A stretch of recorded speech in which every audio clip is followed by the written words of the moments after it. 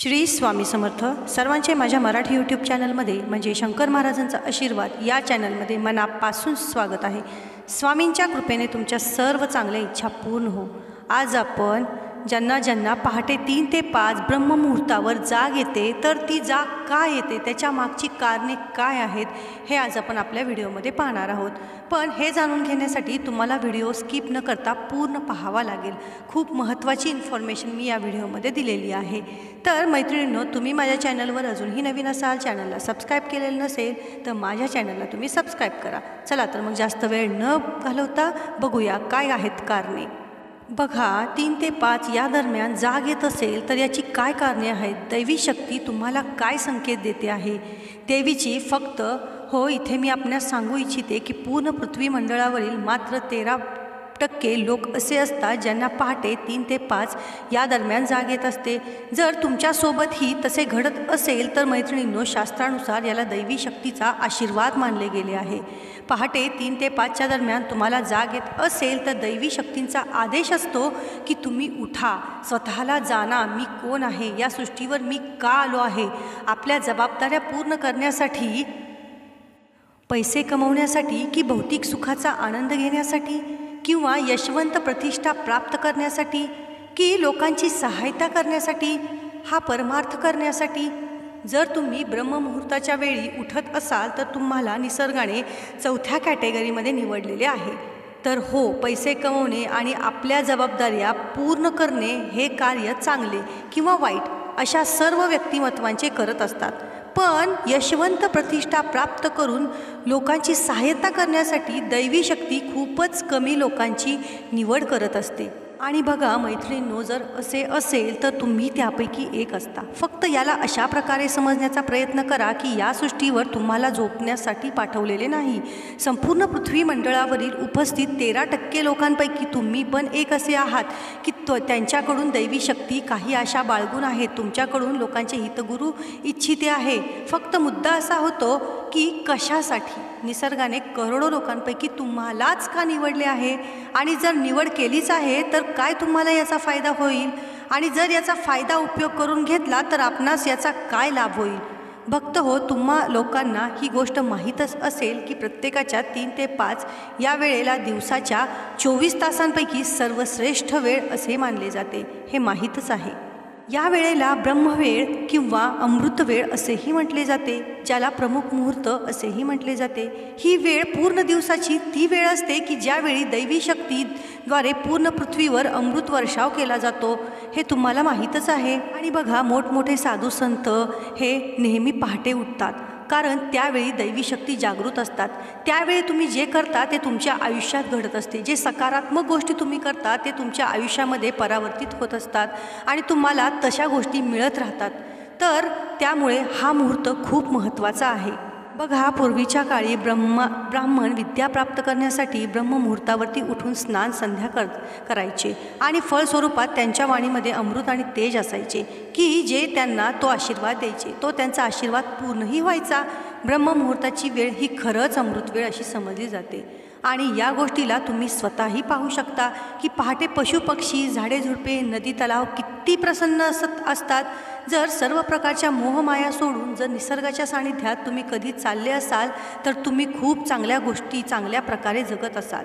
की ब्रह्ममुहूर्ताच्या वेळी खरंच अमृत वर्षा होत असते, याचा अनुभव मी स्वतः घेतलेला आहे। आणि या अमृत समयी जर तुम्ही उठत असाल तर विश्वास ठेवा की या अमृत वेळीच्या लिहिण्याची तुम्हालाही प्राप्त होतात आणि परिणाम तुमच्याही मध्ये एवढी सकारात्मक ऊर्जा येते। तुमच्यामध्ये ऊर्जेचा ओरा तुमच्या घरी सुद्धा, तुमच्या ऑफिसमध्ये सुद्धा, जेथे जेथे तुम्ही जाता एक वेगळी सकारात्मकता आणि एक वेगळं तेज तुमच्या चेहऱ्यावर असते आणि तुम्हाला तुमच्या परिवारास खूप खुशी प्रदान करते। आणि जेवढे तुम्ही जाणार तुम्हाला पहाटेची 3 ते 5 या वेळेत जाग येते, यामध्ये काय कारण आहे, तर याचे फायदे काय आहेत हे जर तुम्हाला आता समजले तर तुम्हीसुद्धा ब्रह्ममुहूर्तावर नक्कीच उठू शकता, कारण दैवी शक्तींची तुमच्यावरती कृपा आहे। तर तुम्ही असे काय केले पाहिजे की ज्या कार्यासाठी तुम्हाला या सृष्टीवर पाठवण्यात आले आहे। बघा, विचार करा, ते कार्य तुम्ही सहकुशलतेने करू शकता। तर फक्त हो येथे मी तुम्हाला हे सांगू इच्छिते की तुम्ही हा व्हिडिओ संकल्प करू शकता की मलासुद्धा या ब्रह्ममुहूर्ताच्या वेळी जाग येत असेल, म्हणजे जाग येत आहे आणि मी आतासुद्धा तिथून पुढे या ब्रह्ममुहूर्ताच्या वेळेला उठून स्नान संध्या करून साधना करणार आहे. खरंच तुम्ही हा संकल्प आता करू शकता. हे काय की हे तुम्हाला शक्य नसेल, तुमच्या झोपेची लहर खूपच असेल, तरीही तुम्हाला एकदा सरळ बसून हात जोडून आपल्या इष्टदेवतेला ब्रह्ममुहूर्ताच्या वेळेला उठून आपल्या इष्टदेवतेला प्रणाम करून त्यांना धन्यवाद केले पाहिजे की हे प्रभू, हे देवा, मी आपले ऋणी आहे. एक अजून नवीन सकाळ दिल्याबद्दल मी आपणास धन्यवाद देतो आहे. परंतु भक्त हो, मी येथे सांगू इच्छिते की ही अवस्था तेव्हाच केली पाहिजे की जेव्हा तुमच्या झोपेचा वेग खूप जास्त असेल. अन्यथा ब्रह्ममुहूर्तांमध्ये उठल्यानंतर पुन्हा झोपी जाता कामा नये. तुम्हाला जाग येईल तेव्हा आपल्या बेडवर व जमिनीवर जिथे पण तुम्ही झोपता तिथे ध्यान मग्न होऊन आपले डोळे बंद करून बसून आपल्या शरीरात पूर्ण रिलॅक्स होऊ द्यावे. समाज, परिवार, जबाबदाऱ्या आणि आपली दौलत या सर्व गोष्टींपासून मैत्रिणींनो थोडे वेगळे होऊन ही तुम्ही फक्त आणि फक्त तुमच्या स्वतःसाठी वेळ द्या. मोठा मोठा श्वास घेऊन बाहेर सोडताना असं फील करा की माझ्या शरीरात उपस्थित असलेले सर्व प्रकारची नकारात्मक ऊर्जा बाहेर पडत आहे आणि सर्व सकारात्मक ऊर्जा आतमध्ये प्रवेश करत आहे. आणि जेव्हा श्वास घ्याल तेव्हा असे ध्यान करा की ब्रह्ममुहूर्तावेळी वाटला जाणारा अमृतप्रसाद माझ्या शरीरामध्ये प्रवेश करत आहे. शरीरातील सर्व विकार बाहेर निघत असून माझ्या शरीरामध्ये फक्त आणि फक्त चांगल्या ऊर्जेचा वास होत आहे. प्रत्येक पेशीमध्ये ही सकारात्मकता माझ्या भरत आहे. मला या निसर्गाने या पृथ्वीवर लोकांची सहायता करण्यासाठी, लोकांचा परमार्थ करण्यासाठी पाठवले आहे. तर हो, मी हे खात्रीने काही दिवसातच तुम्हाला फील करू लागेल की तुमचा पॉझिटिव्ह विचार करू लागला आहात आणि तुमचे सर्व कामे पूर्णत्वास जात आहेत आणि तुमच्या चेहऱ्यावर एक वेगळीच चमक आलेली आहे. तुम्ही ज्या पण कार्यात हात घालत आहात अगदी सहजपणे पूर्ण होत आहात. की कोणतीही कामं करण्याचा विचार करण्याचा जो तुमचा विचार करण्याची शक्ती आहे ती पूर्ण पॉझिटिव्हमध्ये बदलली गेलेली आहे. आणि तुमच्या जीवनामध्ये जेवढे पण व्यक्ती तुमच्यासोबत तुमच्या संपर्कात आहेत त्या सर्व व्यक्ती तुम्हाला आता नक्की म्हणजे नक्की नशीबवान मानू लागले आहेत. तुम्हाला प्रत्येक गोष्ट, प्रत्येक सल्ला विचारत आहेत. तुम्ही जिथे जात असाल तिथे एक पॉझिटिव्ह वातावरण बनत जात आहे. आपल्या जीवनातील समस्यांना तुम्हाला विचारून आपल्या जीवनात खुशाल बनवित आहेत. आणि ज्याही व्यक्तीला आपण कार्याचा आशीर्वाद देत आहात ते त्या व्यक्तींचे कार्य पूर्ण शेवटपर्यंत होत आहे, तुमच्या मनामध्ये पूर्ण होईल. आणि शेवटी तुमच्या मनामध्ये आता असा प्रश्न येईल की मी लोकांची सहायता नक्की करेल, परंतु माझ्या जबाबदाऱ्यांचं काय होईल?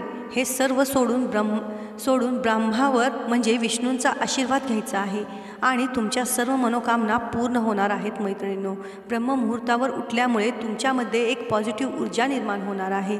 निगेटिव्ह ऊर्जा तुमच्या मनामधून पूर्णपणे निघून जाणार आहे आणि तुम्ही 100% आता यशस्वी होणार आहात. यश तुमच्या पायाशी खेळणार आहे.